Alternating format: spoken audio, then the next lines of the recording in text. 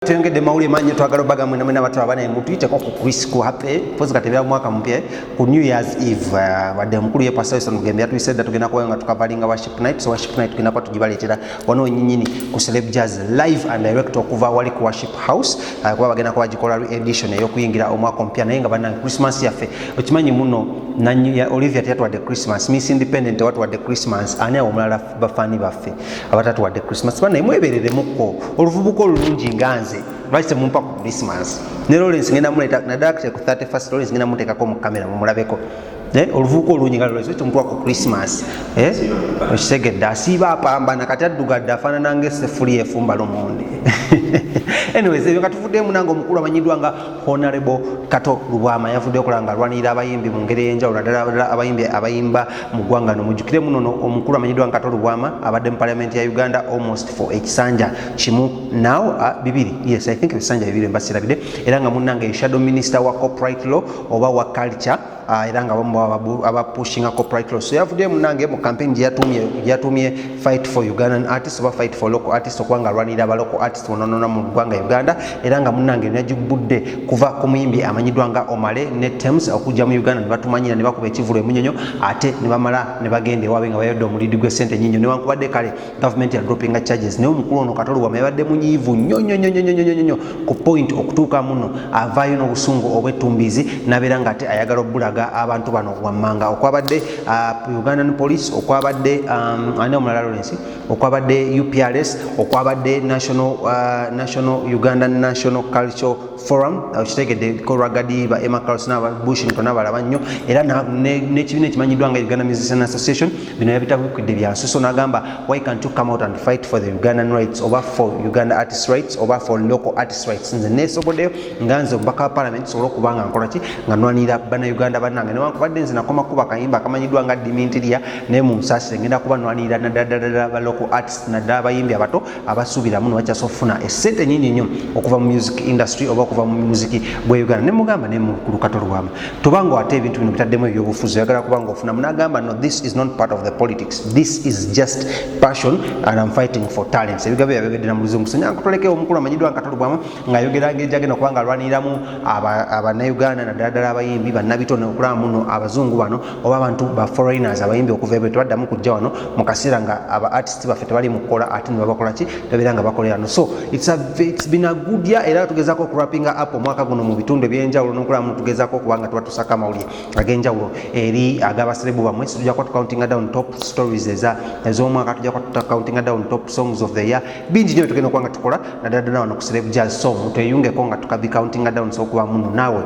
nze naawe nange tweyungamu mu kintu kino so okuba nga tukikwasaganya mind was the one the king himself on the MIC katugende wa Kato Lubwama naye nga twagala okukubira poliisi omulanga stop police brutality mu ngeri zonna stop police brutality kubanga ffe bannamawulire tukola mulimu gwaffe tukwata kamera tugezaako funa kigulira magala ddiba so wa poliisi ali eyo wamajja ali eyo wa security organ iyo nonna ali eyo ng'okubwa munnamawulire ng'alina kamera mukama akulaba agenda kwokyeza muliro omuliro gwo gujja kwokya nnyo gukwokye n'amagumba go n'omwoyo gwo gwokye obeere ng'ofiiridde ddala n'okuyimba ebintu performing arts bwe bulamu bwaffe era bwe bitali tuba tetusobola kuweerera abaana baffe tuba tetusobola kukola kintu kyonna era ng'abantu abalala bwe babajjako emirimu gyabwe ne baba nga tebasobola kweyimirizawo naffe wekiri naye ffe gavumenti ekitunyiza ku gavumenti omulimu gwaffe egulabanga by the way tegulabanga mulimu egulabanga ekintu ekitaliiwo by the way gama kati obwamakanika gavumenti ebulabanga gwa mulimu gw'amaanyi naye okuyimba tekulabanga mulimu so kakati liberation gye tuliko liberating ourselves gamba gavumenti okugiba okuwera mu bintu bingi kisebo gavumenti guno nagwo mulimu ngo abaala ate oba oyagala okufuna omusolo muffe olina oguteekateeka so kyetuliko mu musango guno we gunaatuukira okuggwa nga gavumenti etegedde kiki kyetuli era gavumenti ng'etegedde importance ya performing arts mu ggwanga muno bakati wano kyeriko ekyali ku bino bya Bobi Wine byakusaaga mu busaazi bino ebya Bobi Wine byeriko naye ati munene ayinza okufuukira ensi n'afuuka ekitalo. So twagala omusango gugende kirungi batuwadde date twogeremu ebintu ebirala bingi. Lwaki kumanye guno omusango gwewuunyisa, bagenda babuuza lwaki baleka Abanigeria ffe ne batuggala. Mulimu ebintu bingi. Baani abaleeta sente zavaawo ezaawe mu Nigeria byatandika byotya? Waki bagenda ku ddungu ne batandika bingi. Ati bw'anaaba okusurvive nga tukoze tutya, gavumenti ekoze etya? Ebyo byonna bijja kubeera answerable in courts of law. Olwekyo Mukama Katonda atuwadde nnyo omukisa, omusango guno ne gujja tuwerwaneko tusobole okudda n'okuddamu okuwuliza nti drama gyali. N'abantu balowooza nti drama taliyo, drama yafa naye nga theatres bazigadde. So katwerwaneko mu ngeri eno, Katonda ajja kutusaasira. Mitwalo na mitwalo. When you have got oba olina ekirooto, a dream, okireka tekitekinga flight, kati kino kyatekinze flight, tokyasobola kigaana kugenda mu maaso kubanga tugenda mu kooti. So don't mind about the numbers of artists. Naye nga eno association erimu ba-artist bayitire. Tunuulira brand gye bayita artist gye tuliko, si individualism byoyagala okutuusa.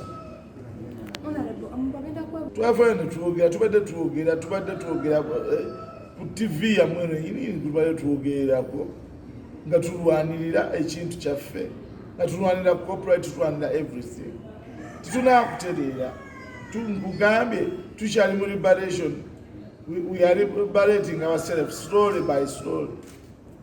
Mpola mpola. Kubanga mu liberation ebintu kati tuli recognize. Waliwo atatumanyi mu ggwanga nti mwe tuli. Artist mwe bali batumanyi. Ensi yonna yonna tujja kujja kugiyiwa ku mmeeza kuno. This is a press conference. Abantu abalala tubaleka ne babeerawo kale tujja kubakiwa. Abantu mitwalo ebiri bonna tubayiwe mu press conference. This is a press conference and we have got limited numbers. So these limited numbers, there's 01. Twali twagala oyo afune representative okuva mu town. Nange nga shadow minister, what else? Nothing. Kati eno town yaba dramatists. Federation of Performing Artists emalayo bonna ebiina byonna kubanga bigenda olwo. Era ndooza ekyekyo kibuuzo kyo nkimazeeyo. Membership oyagala tukutwale mu bitabo, oyagala tukutwale mu bitabo ba membership balina abantu nga 8. That's the membership. Kyoyinza okuba nga osinga okwagala. Sebo kakati ekintu kyoyogeddeko nti namba yenkanawa. Every town is an association, theatre association in Uganda. There are so many groups that are registered. Which groups? Every group atena yiri nabachi the members. We have over 50 groups that are registered. Which 50 groups? Every other group inayo members are 5, 4, 6, 8. Let alone African is one group that are 10. So bonogamba nti benkanawa, the number is big. We have free entry and exit of people. Abantu bangi nnyo abayingira mu groups, abantu balina talents, kati group yo lisobola gibuuza nti kati wakayingiza bameka. However, we have a certain number registered, but we allow people to come in and come in and come in. We're not limiting a number, we are going to shut out some other people. So kitegeeza, let us be free.